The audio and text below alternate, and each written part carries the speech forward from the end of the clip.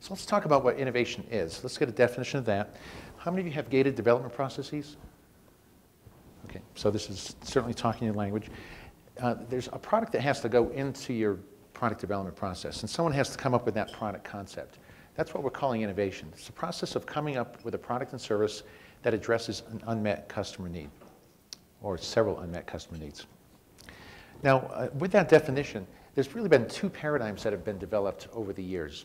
And it's kind of interesting how this is developed. There's really just two inputs that we're talking about that are critical to the innovation process. One is ideas, and the other one is customer needs.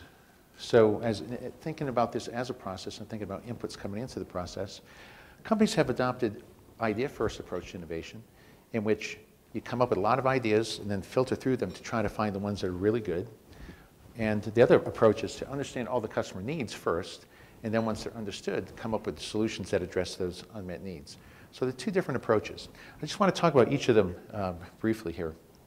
How many of you follow that idea-first approach? And I know a lot of companies follow both, but the ideas first, we're brainstorming lots of ideas is a very common goal. That's the way you're approaching innovation. By show of hands? Just a handful, okay. It's interesting because the gated development processes actually start by saying, put in ideas.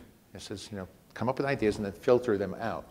And we're saying that may not be the most efficient way. Maybe we should just put good ideas in to begin with. So it's kind of backwards. You think about the idea-first approach. The theory is that innovation is a numbers game. And there's a number of books out there right now that say exactly this. Innovation is a numbers game. The more ideas you come up with, the better off you are. The goal is to fail fast. To find those bad ideas so it reveals the good ideas. They often conduct evaluations without really explicitly knowing what the customer's needs are, and they use proxies like conjoint analysis. All different kinds of technical tools are available to help this filtering process. But the problem with this is it's simply guesswork. It's like asking, for example, or expecting a sharpshooter to hit its target without telling the sharpshooter what the target is. Or it'd be like having a doctor diagnose or give you a treatment plan before he even understands your symptoms. The chances of them getting it right are pretty slim. It's like expecting your employees to come up with a product that addresses unmet customer needs without telling them what the unmet needs are. It's not going to happen, at least not consistently. So I think a lot of companies know that, so they've moved towards what we call the needs-first approach. How many of you follow this sort of approach where understand the customer's needs and then we start thinking about the solutions? Okay, so you're down this path.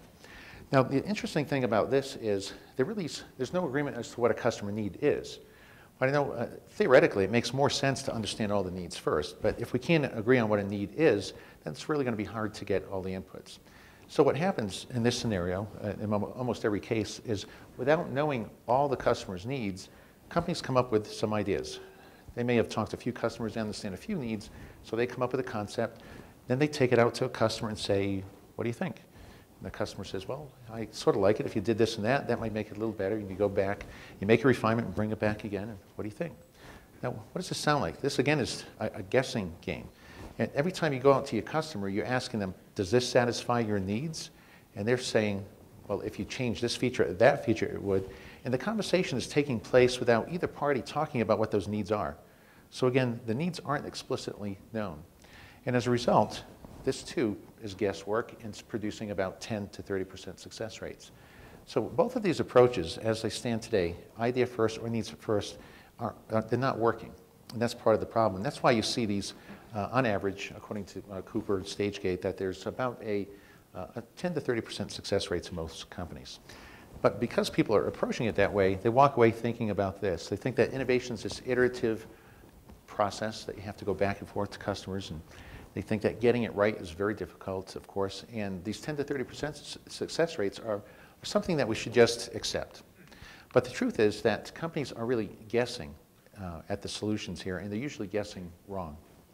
So what we want to offer here is a basic marketing 101 concept that says we just want a good needs-first approach to innovation.